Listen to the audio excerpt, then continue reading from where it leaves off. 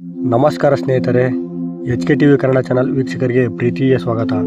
February 12ನೇ ತಾರೀಕು ಬುಧವಾರ ಭಯಂಕರವಾದಂಥ ಭಾರತ ಹುಣ್ಣಿಮೆ ಇದೆ. ಈ ಹುಣ್ಣಿಮೆಯ ದಿನ ಯಾರು ಈ ₹1 ಈ ಚಿಕ್ಕ ಪರಿಹಾರ ಮಾಡ್ತಾರೋ ಅವರಿಗೆ ವರ್ಷ ಪೂರ್ತಿ ಹಣ ಅಯಸ್ಕಾಂತದ ಹಾಗೆ ಬರ್ತಾನೆ ಇರುತ್ತೆ. ಜೀವನದಲ್ಲಿ ಸಾಕಷ್ಟು ಕಷ್ಟಗಳನ್ನು ಅನುಭವಿಸ್ತಾ ಇದ್ದರೆ, ನೋವುಗಳಿಂದ ನೊಂದು ಬೆಂದು ಹೋಗಿದ್ರೆ ಈ ಒಂದು ಚಿಕ್ಕ ಪರಿಹಾರ ಮಾಡ್ಕೋಬಹುದು. ಕಷ್ಟ ಅಂದರೆ ಹಣಕಾಸಿನ ಸಮಸ್ಯೆ ಆಗಿರಬಹುದು, ಮತ್ತು ವ್ಯಾಪಾರ ವ್ಯವಹಾರದಲ್ಲಿ ಆಗುವಂಥ ಸಮಸ್ಯೆ ಹಾಗೂ ಆರೋಗ್ಯದ ಸಮಸ್ಯೆನೇ ಆಗಿರಬಹುದು, ಮತ್ತು ಅಕ್ಕಪಕ್ಕದಿಂದ ಆಗುವ ಸಮಸ್ಯೆ ಇಲ್ಲ ಕುಟುಂಬದಲ್ಲಿರುವ ಸಮಸ್ಯೆ, ಮಕ್ಕಳ ಮಾತು ಕೇಳದೇ ಇರುವಂತಹದ್ದು, ಈ ಥರ ನಾನಾ ರೀತಿಯ ಸಮಸ್ಯೆಗಳನ್ನು ನಾವು ಪ್ರತಿನಿತ್ಯ ಅನುಭವಿಸ್ತಾ ಇರ್ತೀವಿ. ಈ ಥರ ಸಮಸ್ಯೆಗಳನ್ನು ಹೇಗೆ ದೂರ ಮಾಡ್ಕೊಳ್ಳೋದು, ಈ ರೀತಿ ಸಮಸ್ಯೆಗಳಿಂದ ನಾವು ಯಾವಾಗ ಹೊರಗೆ ಬರೋದು, ಈ ಸಮಸ್ಯೆಗಳಿಗೆ ಪರಿಹಾರನೇ ಇಲ್ವಾ ಅಂತ ಗೊಂದಲದಲ್ಲಿರ್ತೀವಿ. ಜ್ಯೋತಿಷ್ಯ ಶಾಸ್ತ್ರದ ಸಿದ್ಧಿಶಾಸ್ತ್ರದಲ್ಲಿ ತಿಳಿಸಿರುವಂತಹ ಈ ಒಂದು ಪರಿಹಾರವನ್ನು ಮಾಡಿಕೊಂಡಿದ್ದೇ ಆದಲ್ಲಿ ನಿಮ್ಮ ಸಮಸ್ಯೆಗಳು ದಿನದಿಂದ ದಿನಕ್ಕೆ ಕಾಲಕ್ರಮೇಣ ದೂರ ಆಗ್ತಾನೆ ಹೋಗುತ್ತೆ. ಜೊತೆಗೆ ಜೀವನದಲ್ಲಿ ಯಶಸ್ಸನ್ನು ಕಾಣಬಹುದು, ಅಭಿವೃದ್ಧಿಯನ್ನು ಕಾಣಬಹುದು, ಮತ್ತು ಎಲ್ಲ ರೀತಿಯ ಶುಭಫಲಗಳು ಸಿಗ್ತಾ ಹೋಗುತ್ತೆ. ಹಾಗಾಗಿ ಅತ್ಯಂತ ಸುಲಭವಾಗಿ ಹುಣ್ಣಿಮೆಯ ದಿನ ಮಾಡುವಂಥ ಪರಿಹಾರ ಇದಾಗಿದೆ. ಇದನ್ನು ಭಾರತ ಹುಣ್ಣಿಮೆಯ ದಿನ ಬುಧವಾರ ರಾತ್ರಿ ಮಲಗುವ ಮೊದಲು ಈ ಚಿಕ್ಕದಾದ ಸುಲಭವಾದ ಪರಿಹಾರ ಮಾಡ್ಕೋಬೇಕು. ಕೇವಲ ₹1 ಪ್ರತಿಯೊಬ್ಬರು ಕೂಡ ಮಾಡ್ಕೋಬಹುದು. ಈ ಪರಿಹಾರಕ್ಕೆ ತುಂಬ ಮಹತ್ವವಾದ ಸ್ಥಾನವಿದೆ.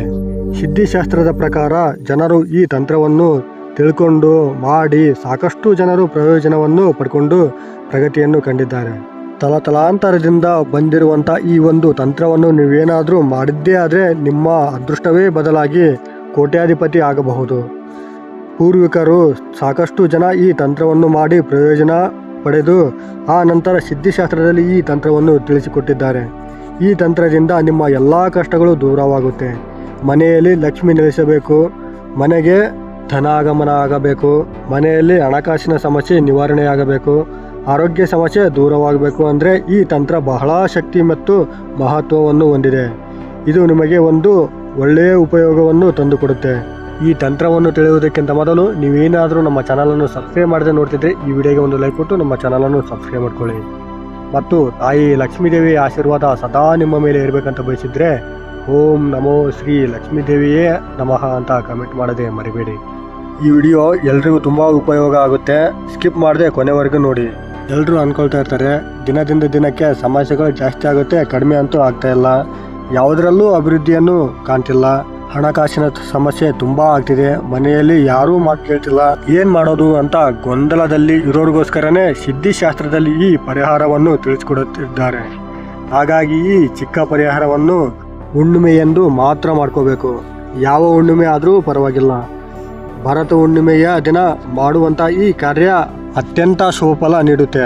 ಪ್ರತಿ ಹುಣ್ಣಿಮೆಗೂ ಮಾಡಿಕೊಂಡ್ರೂ ಪರವಾಗಿಲ್ಲ. ಇದು ಹುಣ್ಣಿಮೆಗೆ ತುಂಬ ಶಕ್ತಿ ಇರುತ್ತೆ. ಈ ತಂತ್ರವನ್ನು ಮಾಡಿದರೆ ಖಂಡಿತವಾಗಿಯೂ ನೀವು ಆಶ್ಚರ್ಯಪಡ್ತೀರಾ. ಈ ಒಂದು ತಂತ್ರ ನಿಮಗೆ ಬಹಳ ಯಶಸ್ಸನ್ನು ತಂದುಕೊಡುತ್ತೆ. ಸಿದ್ಧಿಶಾಸ್ತ್ರದ ಪ್ರಕಾರ ಇವರೇ ಮಾಡಬೇಕು ಅಂತ ಏನೂ ಇಲ್ಲ. ಹೆಣ್ಣು ಮಕ್ಕಳು ಮಾಡಬಹುದು, ಗಂಡು ಮಕ್ಕಳು ಮಾಡಬಹುದು, ಪ್ರತಿಯೊಬ್ಬರು ಕೂಡ ಮಾಡಬಹುದು. ಮನೆಯಲ್ಲಿ ಹೆಣ್ಣು ಮಕ್ಕಳು ಗಂಡನಿಗೆ ಗೌರವ ಕೊಡದೇ ಇರಬಹುದು, ಮತ್ತು ಗಂಡ ಕಿಂಚಿತ್ತೂ ಮರ್ಯಾದೆ ಗೌರವ ಕೊಡದೇ ಇರಬಹುದು. ಪ್ರತಿದಿನ ಕಲಹ ಇರುವಂಥ ಸಮಸ್ಯೆ ಕೂಡ ಇರುತ್ತೆ. ಅಥವಾ ಗಂಡ ಕುಡಿತಿದ್ರೆ, ಕೆಟ್ಟ ಚಟಕ್ಕೆ ದಾಸನಾಗಿದ್ದರೆ ಮನೆಗೆ ಸರಿಯಾಗಿ ಬರುವುದಿಲ್ಲ, ಮನೆಯಲ್ಲಿ ಹೇಳುವುದು ಕೇಳೋಲ್ಲ, ಸರಿಯಾದ ರೀತಿ ನಮ್ಮ ಜೊತೆ ನಡ್ಕೊಳ್ಳೋದಿಲ್ಲ, ಯಾವಾಗಲೂ ಮನೆಯಲ್ಲಿ ಗಲಾಟೆಗಳು ಆಗ್ತಾ ಇರುತ್ತೆ ಅಂದರೆ ಕೂಡ ಈ ಪರಿಹಾರ ಮಾಡಿಕೊಡಬಹುದು. ಅಥವಾ ಅತ್ತೆ ಮಾವನಿಂದ ಕಾಟ ಆಗ್ತಾ ಇದೆ, ಅತ್ತಿಗೆ ಮೈದುನರಿಂದ ಕಾಟವನ್ನು ಅನುಭವಿಸ್ತಾ ಇದ್ದರೆ, ಮನೆಯಲ್ಲಿ ಕಿರಿಕಿರಿ ಆಗ್ತಾ ಇದ್ದರೆ, ದಾಯಾದಿ ಕಲಹಗಳು ಆಗ್ತಾ ಇದೆ, ವ್ಯಾಪಾರ ವ್ಯವಹಾರದಲ್ಲಿ ಕೂಡ ಪ್ರಗತಿ ಸರಿ ಇಲ್ಲದೆ ಇರೋದು, ಆಸ್ತಿ ವಿಚಾರಗಳಲ್ಲಿ ಗೊಂದಲಗಳು ಆಗ್ತಾ ಇರೋದು, ಕೋರ್ಟು ಕಚೇರಿ ಅಂತ ಅಲಿತಾ ಇದ್ದೀರಿ ಅಂದರೆ ಕೂಡ ಈ ಪರಿಹಾರವನ್ನು ಮಾಡ್ಕೋಬಹುದು. ಈ ಪರಿಹಾರವನ್ನು ಒಂದು ಸಂಕಲ್ಪದ ರೀತಿ ಮಾಡ್ಕೋಬೇಕಾಗುತ್ತೆ. ಮತ್ತು ನೀವು ನಿಮ್ಮ ಕೆಲಸಗಳನ್ನು ಮುಗಿಸಿ ಇನ್ನೇನು ಮಲಗ್ತಾ ಇದ್ದೀರಾ ಅನ್ನುವಾಗ ನೀವು ಈ ಪರಿಹಾರ ಮಾಡ್ಕೊಳ್ಳಿ. ಇದನ್ನು ಹಗಲೊತ್ತು ಮಾಡುವುದಲ್ಲ. ಈ ತಂತ್ರವನ್ನು ರಾತ್ರಿ ಸಮಯದಲ್ಲೇ ಮಾಡಬೇಕು. ಹುಣ್ಣಿಮೆಯ ರಾತ್ರಿ ಸಮಯದಲ್ಲಿ ಮಾಡುವಂಥ ಪರಿಹಾರಗಳು ನಮಗೆ ಸಾಕಷ್ಟು ಫಲಗಳನ್ನು ಕೊಡುತ್ತೆ. ಹಾಗೆಯೇ ಮನೆಯಲ್ಲಿರುವ ನಕಾರಾತ್ಮಕ ಶಕ್ತಿ ಮತ್ತು ದುಷ್ಟಶಕ್ತಿಯನ್ನು ಹೊರಹಾಕುತ್ತೆ. ಮನೆಯಲ್ಲಿ ಪಾಸಿಟಿವ್ ನೆಲೆಸುತ್ತೆ ಹಾಗೂ ನಿಮ್ಮ ಕಷ್ಟಗಳು ಕೂಡ ದೂರವಾಗುತ್ತೆ. ಹಾಗಾಗಿ ರಾತ್ರಿ ಸಮಯದಲ್ಲಿ ಒಂದು ಪ್ರಶಾಂತತೆಯಿಂದ ಈ ಒಂದು ರೂಪಾಯಿ ಕಾಯಿನಿಂದ ನೀವು ಸಂಕಲ್ಪ ಮಾಡಿದ್ದೇ ಆದಲ್ಲಿ ನಿಮ್ಮ ಎಲ್ಲ ಸಮಸ್ಯೆಗಳು ಕೂಡ ದೂರವಾಗುತ್ತೆ ಎಂದು ಈ ಪರಿಹಾರವನ್ನು ತಿಳಿಸಿಕೊಡಲಾಗಿದೆ. ಮುಖ್ಯವಾಗಿ ನೀವು ಮಾಡಬೇಕಾಗಿರೋದು ಇಷ್ಟೇನೆ. ನೀವು ಈ ಸಂಕಲ್ಪ ಮಾಡಿಬಿಟ್ಟು ಊಟ ಮಾಡ್ತೀನಿ, ಸಂಕಲ್ಪ ಮಾಡಿಬಿಟ್ಟು ವಾಕಿಂಗ್ ಹೋಗಿ ಬರ್ತೀನಿ ಅಂತ ಹೇಳ್ಬೇಡಿ. ಇನ್ನೇನು ಮಲಗ್ತಾ ಇದ್ದೀರಾ ಅನ್ನುವಾಗ ಈ ಒಂದು ಪರಿಹಾರ ಮಾಡ್ಕೊಳ್ಳಿ. ಮಂಚದ ಕೆಳಗೆ ಈ ಪರಿಹಾರವನ್ನು ಮಾಡಿಡಬಹುದು, ಇಲ್ಲಾಂದರೆ ತಲೆಯ ದಿಂಬಿನ ಮೇಲೆ ಈ ಪರಿಹಾರವನ್ನು ಮಾಡ್ಕೋಬಹುದು. ಆದರೆ ಯಾವುದೇ ಕಾರಣಕ್ಕೂ ಬೀಳಿಸುವಂಥದ್ದು ಚೆಲ್ಲುವಂಥದ್ದು ಮಾಡುವ ಹಾಗಿಲ್ಲ. ಯಾಕೆಂದರೆ ಇದರ ಜೊತೆಗೆ ನೀರನ್ನು ಕೂಡ ಬಳಸ್ತಾ ಇದ್ದೀರಾ. ಈ ಪರಿಹಾರ ಹೇಗೆ ಮಾಡಬೇಕು ಅಂದರೆ, ಒಂದು ಗಾಜಿನ ಗ್ಲಾಸನ್ನು ತೆಗೆದುಕೊಳ್ಳಿ. ಗಾಜು ನಿಮಗೆ ಎಲ್ಲ ಶಾಸ್ತ್ರಗಳಲ್ಲಿ ಗೊತ್ತಿರೋ ಹಾಗೆ ಗಾಜು ಕುಜಕಾರಕ. ಹಾಗಾಗಿ ಗಾಜಿನ ಗ್ಲಾಸನ್ನು ತೆಗೆದುಕೊಂಡು ಅದರಲ್ಲಿ ನೀರನ್ನು ಹಾಕಬೇಕಾಗುತ್ತೆ. ನೀರನ್ನು ಹಾಕಿ ಇಟ್ಕೊಂಡು ನೀವು ಇನ್ನೇನು ಮಲಗ್ತಾ ಇದ್ದೀರಾ ಅನ್ನುವಷ್ಟರಲ್ಲಿ ನಿಮ್ಮ ಕಷ್ಟಗಳನ್ನು, ನಿಮ್ಮ ನಷ್ಟಗಳನ್ನು, ನಿಮಗೆ ಆಗಿರುವಂತಹ ತೊಂದರೆಗಳನ್ನು, ನಿಮಗೆ ಏನಾಗಬೇಕು, ನೀವು ನಿಮ್ಮ ಭವಿಷ್ಯದಲ್ಲಿ ಹೇಗಿರಬೇಕು, ಯಾವೆಲ್ಲ ಸಮಸ್ಯೆಗಳಿವೆ, ಎಲ್ಲ ಸಮಸ್ಯೆಗಳಿಗೆ ಪರಿಹಾರವಾಗಬೇಕು. ನಿಮ್ಮ ಮನಸ್ಸಿನ ಆಸೆ ಆಕಾಂಕ್ಷೆಗಳನ್ನು 7 ಬಾರಿ ಸಂಕಲ್ಪ ಮಾಡ್ಕೋಬೇಕು. ಕೈಯಲ್ಲಿ ನಾಣ್ಯವನ್ನು ಇಟ್ಕೊಂಡು 7 ಬಾರಿ ಸ್ವಲ್ಪ ಕೇಳುವ ರೀತಿಯಲ್ಲಿ ಹೇಳ್ಕೋಬೇಕು. ನೀವು ಮನಸ್ಸಿನಲ್ಲಿ ಎಲ್ಲ ಜ್ಞಾಪಿಸಿಕೊಂಡು ಎಲ್ಲವನ್ನು ಕೈಯಲ್ಲಿ ನಾಣ್ಯ ಇಟ್ಕೊಂಡು 7 ಬಾರಿ ಸಂಕಲ್ಪ ಮಾಡಿಕೊಂಡು ಇನ್ನೇನು ನೀವು ಮಲಗುವ ಮುನ್ನ ಆ ನೀರಿನ ಗ್ಲಾಸ್ನಲ್ಲಿ ನೀವು 1 ರೂಪಾಯಿ ಕಾಯಿನನ್ನು ಹಾಕಬೇಕು. ಕಾಯಿನನ್ನು ಹಾಕ್ಬಿಟ್ಟು ತಲೆ ದಿಂಬಿನ ಮೇಲೆ ಆದರೂ ಇಟ್ಕೋಬಹುದು. ಒಟ್ಟಿನಲ್ಲಿ ಕೈ ತಾಗಬಾರದು, ನೀರು ಚೆಲ್ಲಬಾರದು. ಆ ರೀತಿ ಜಾಗ ನೋಡಿಕೊಂಡು ಆ ಗ್ಲಾಸ್ನ ಇಟ್ಕೋಬೇಕು. ಮಂಚದ ಮೇಲೆ ಮಲಗೋರು ಮಂಚದ ಕೆಳಗೆ ಇಟ್ಕೋಬಹುದು, ಯಾಕೆಂದರೆ ಕೆಳಗೆ ಖಾಲಿ ಜಾಗ ಇರುತ್ತೆ.